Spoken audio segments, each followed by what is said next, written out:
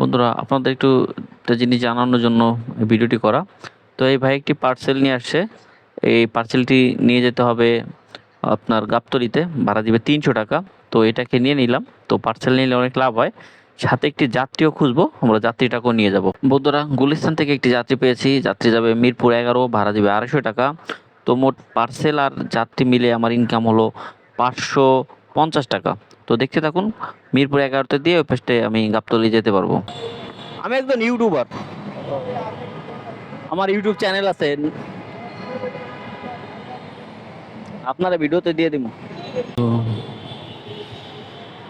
ভাই ভাই চিনেন আপনি নাকি ভাই? হ্যাঁ হ্যাঁ মাল মাল, হ্যাঁ, করতে পাঠাইছে? জি কোথা থেকে পাঠাইছে? ইয়ে থেকে দোলাই খাল ফোন দেন তো একটা নাম্বারে।